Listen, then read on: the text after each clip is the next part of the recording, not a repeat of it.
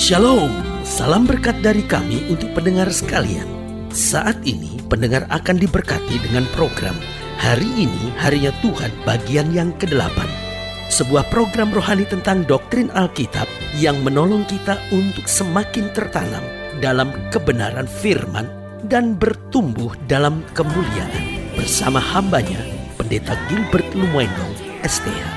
Banyak orang merasa doktrin Alkitab sebagai sesuatu yang membingungkan. Tetapi tahukah saudara bahwa doktrin Alkitab intinya adalah memahami Alkitab dengan benar, dengan pemahaman yang sistematis, sehingga kita terus dapat tertanam di dalam kebenaran firman, sehingga kita terus bertumbuh di dalam kemuliaan Allah.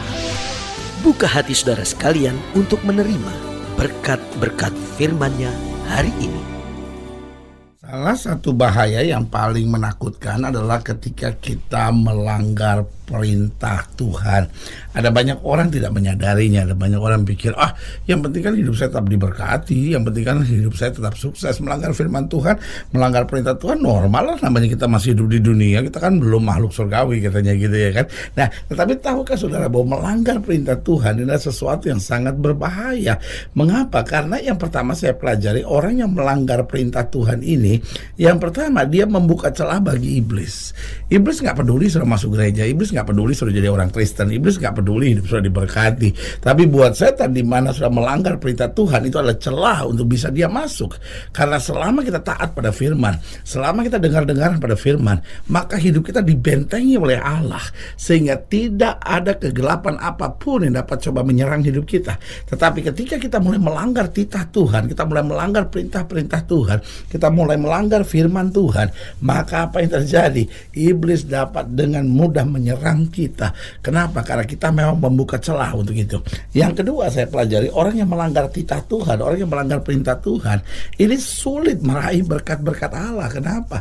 Karena Alkitab berkata, jika kamu mendengar dan melakukan firman-Ku, maka segala berkat ini akan kuperintahkan kepadamu.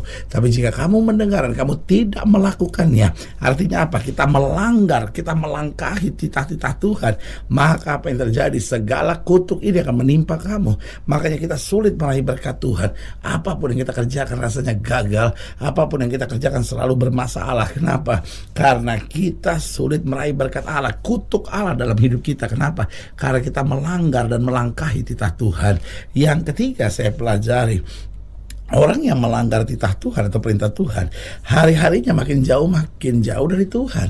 Dia nggak sadar, dia pikir saya masih di gereja, saya masih orang Kristen, tetapi hidupnya makin hari makin jauh dari Tuhan. Makanya sebagai hamba Allah, saya hanya mau ingatkan buat saudara bahwa hidup Kristen memang harus hidup dalam firman.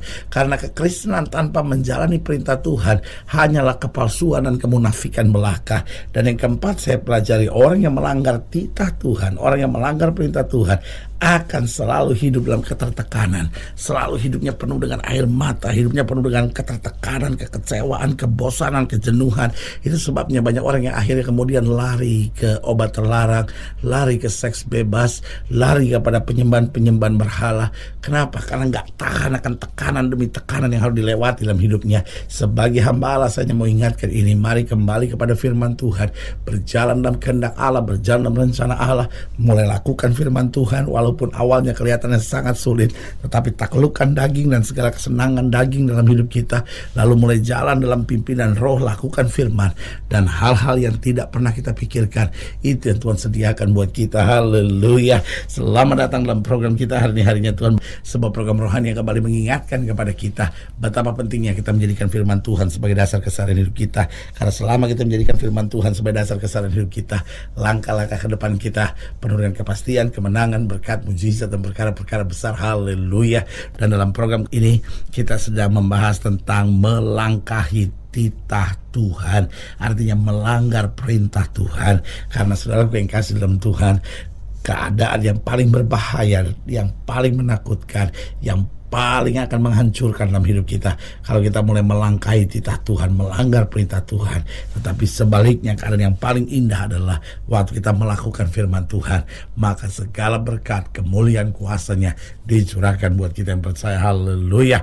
Nah, saudara yang kasih dalam Tuhan, dalam pembahasan kita tentang melangkahi titah Tuhan, kita mau sama-sama belajar dari 1 Samuel pasal 15. 1 Samuel pasal 15 ayatnya yang ke-24 sampai ayatnya yang ke-35. 1 Samuel 15 ayat 24 sampai 35, demikian firman Tuhan. Berkatalah Saul kepada Samuel, aku telah berdosa sebab telah kulangkahi titah Tuhan. Lihat, berkatalah Saul kepada Samuel, aku telah berdosa sebab telah kulangkahi titah Tuhan. Lihat, persoalan dari Saul di sini. Saul boleh raja yang hebat, dia boleh diurapi, tetapi ketika dia melangkahi titah Tuhan, persoalan besar mulai terjadi. Dan perkataanmu, tetapi aku takut kepada rakyat, karena itu aku mengabulkan permintaan mereka. Maka sekarang ampunilah kiranya dosaku, kembalilah bersama-sama dengan aku, maka aku akan sujud menyembah kepada Tuhan. Tetapi jawab Samuel kepada Saul, aku tidak akan kembali bersama-sama dengan kau, sebab engkau telah menolak firman Tuhan. Sebab itu Tuhan telah menolak engkau sebagai raja atas Israel. Ketika Samuel berpaling hendak pergi, maka Saul memegang punca jubah Samuel, tetapi terkoyak. Kemudian berkatalah Samuel kepadanya, Tuhan telah mengoyakkan daripadamu jabatan raja atas Israel pada hari ini, dan telah memberikannya kepada orang lain yang lebih baik daripadamu. Lagi sang mulia dari Israel tidak berdusta, dan ia tidak tahu menyesal, sebab ia bukan manusia yang harus menyesal. Tapi kata Saul, aku telah berdosa, tetapi tunjukkanlah juga hormatmu kepadaku sekarang di depan para tua-tua bangsaku dan di depan orang Israel. Kembalilah bersama-sama dengan aku, maka aku akan sujud menyembah kepada Tuhan Allahmu. Sesudah itu kembalilah Samuel mengikuti Saul, dan Saul sujud menyembah kepada Tuhan. Lalu berkatalah Samuel, bawa kemari Agag raja Amalek itu. Dengan gembira Agag pergi kepadanya, sebab pikirnya, sesungguhnya kepahitan maut telah lewat. Tetapi kata Samuel, seperti pedangmu membuat perempuan-perempuan kehilangan anak, demikianlah ibumu akan kehilangan anak di antara perempuan-perempuan. Sesudah itu Samuel mencincang Agag di hadapan Tuhan di Gilgal. Kemudian Samuel pergi ke Ramah, tetapi Saul pergi ke rumahnya di Gibea Saul sampai hari matinya. Samuel tidak melihat Saul lagi, tetapi Samuel berduka cita karena Saul, dan Tuhan menyesal karena ia menjadikan Saul raja atas Israel. Nah, saudaraku yang kekasih dalam Tuhan, kita perhatikan di sini bagaimana agar kita tidak melanggar titah Tuhan. Sebetulnya Saul mencintai Tuhan, tetapi karena dia takut kepada rakyat, karena dia merasa terjepit, akhirnya dia menghalalkan segala cara dan dia buat tindakan yang sangat berbahaya, yaitu melanggar perintah Tuhan. Nah, pertanyaannya, bagaimana supaya kita tidak melanggar perintah Tuhan apapun yang terjadi? Yang pertama, kita harus miliki takut akan Tuhan lebih daripada apapun. Seringkali kita takut kehilangan harta, seringkali kita takut kehilangan kekayaan, seringkali kita takut kehilangan karir, seringkali kita takut kehilangan dukungan dari orang lain, kita seringkali takut kehilangan persahabatan dan pertemanan. Sebagai hamba Allah, saya mau ingatkan, kita harus miliki takut akan Tuhan lebih daripada apapun di muka bumi ini. Karena selama kita miliki takut akan Tuhan lebih daripada apapun, maka kita akan menjaga langkah kita supaya tidak akan pernah melanggar titah-titah Tuhan. Yang kedua, bagaimana agar kita tidak melanggar titah Tuhan? Kita harus selalu bersandar pada Tuhan.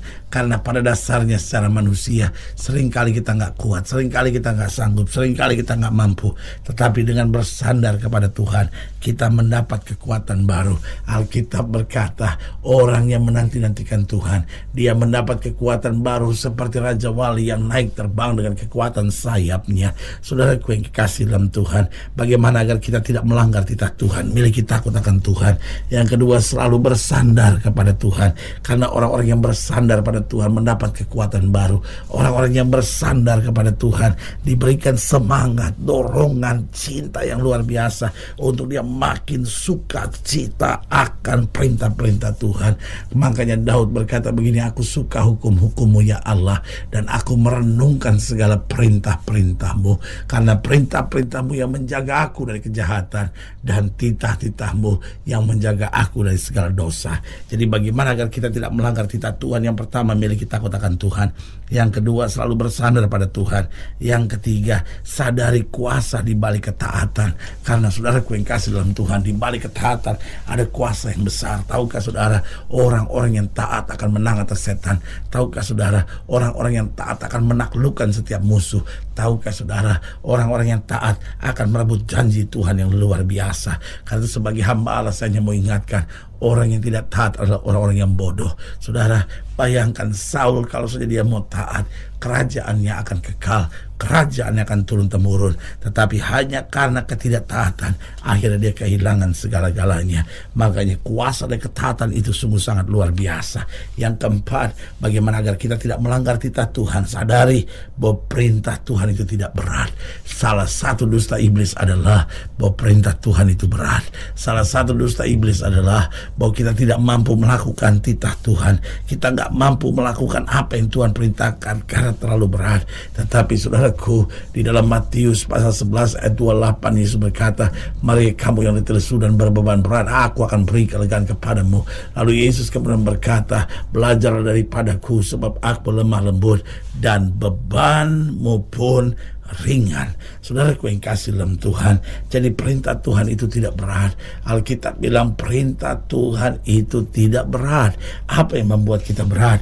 Kalau kita mau setengah-setengah. Alkitab berkata kita nggak bisa mengabdi kepada dua Tuhan. Itu yang membuat kita kadang-kadang berat, karena kita tak mau menikmati dunia dan mau menerima berkat Tuhan. Hari ini kita harus putuskan kepada siapa kita mau beribadah, apa jalan yang harus kita mau jalani. Kalau kita mau jalani dalam terang Tuhan dan kehendak Tuhan lewat kuasa Roh Kudusnya, maka ini yang saya mau bilang, perintah Tuhan tidak berat. Kehendaknya akan makin nyata dalam kehidupan kita masing-masing. Haleluya. Saudara yang kasih dalam Tuhan, saudara yang ingin didoakan lebih jauh, hubungi kami melalui telepon, hubungi kami melalui surat, kunjungi website kami, karena kami ada untuk membawa Bapak Ibu saudara senantiasa lebih dekat pada Tuhan dan mengalami kasih kuasa mujizat yang luar biasa. Haleluya. Secara khusus melalui program ini juga saya mau berdoa buat siap yang sakit, siap yang berbeban berat, karena saya percaya bahwa bagi Allah tidak ada perkara yang mustahil.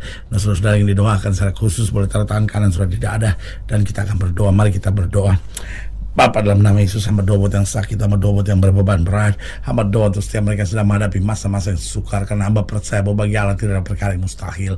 Bapa, hamba berdoa di dalam nama Yesus, Tuhan jamah yang sakit Tuhan sembuhkan, yang lemah Tuhan kuatkan, yang susah Tuhan hiburkan, yang jatuh Tuhan angkat, sehingga hari-hari yang penuh kemenangan boleh berlaku. Hamba doa di dalam nama Yesus, Tuhan jamah mereka yang taruh tangan kanannya tidak ada, karena mungkin sedang melangkahi titah Tuhan, karena mungkin sedang jauh dari Tuhan dan seringkali hidup dalam ketidaktaatan. Tuhan jamah dalam nama Yesus, sehingga kami menjadi ciptaan yang baru, yang lama berlalu, sesungguhnya yang baru sudah terbit. Di dalam nama Yesus kami berdoa. Haleluya. Amin. Saudaraku yang kasih dalam Tuhan, kita sudah berdoa. Ingat, Allah tidak pernah lalai menepati janjinya. Inilah saatnya buat kita untuk bangkit bersemangat, bersuka cita menghadapi segala perkara, karena kita tahu Yesus hidup, Yesus berkuasa, dan selalu menyediakan yang terbaik buat anak-anaknya. Doa saya menyertai saudara. Sampai berjumpa pada program berikut, dan jangan lupa jadikan hari ini harinya Tuhan. Haleluya.